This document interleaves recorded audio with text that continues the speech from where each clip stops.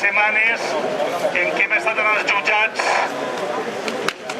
veient alguns dels responsables de la desfeta de la nostra empresa que han declarat com a imputats.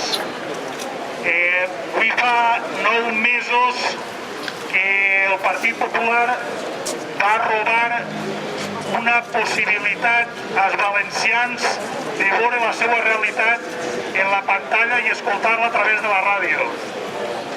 Avui és la commemoració d'un dia trist per a la societat valenciana perquè la gent que està en el Palau de la Generalitat va demostrar com uns mal governants poden actuar contra el seu poble.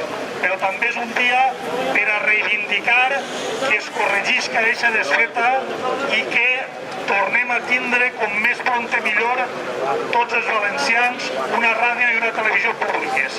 I per això està treballant-se en diversos àmbits.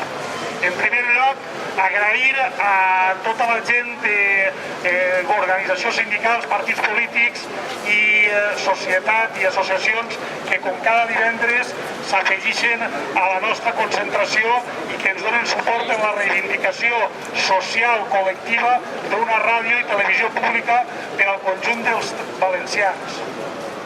Necessitem aquesta ràdio i aquesta televisió i en aquest sentit us recorde que es va iniciar la campanya per la iniciativa legislativa popular que s'ha de lliurar pròximament a les Corts.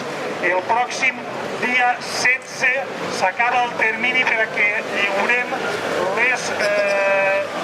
les signatures, les firmes i el dia 23 les portarem a les Corts. Així és que prepareu-se perquè el dia 16 farem un gran acte de lliurament de les últimes signatures per a garantir que tenim més de 50.000 firmes i que exigir que les Corts tramiten una iniciativa per a reobrir una ràdio i una televisió públiques en valencià per a tota la ciutadania. Al mateix temps, mentre està fent-se això per a recuperar la ràdio i la televisió pública, també estem lluitant per a demanar responsabilitats a aquells que la fonaren.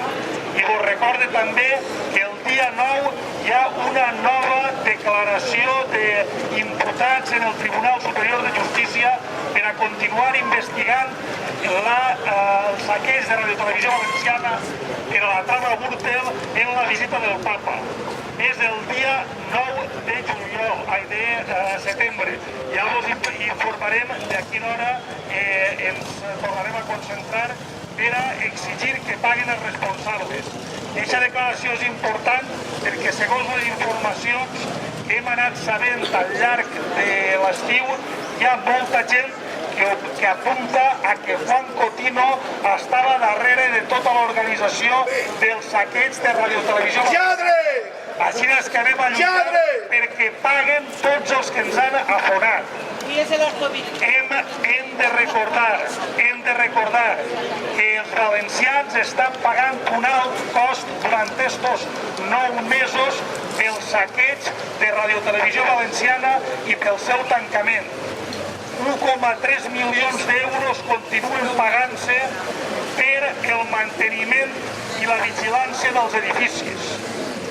Més de 30 milions d'euros s'han gastat en salaris de gent que no ha pogut fer ràdio i televisió. Més de 90 milions d'euros s'han gastat només en costos laborals per a tirar a treballadors al carrer.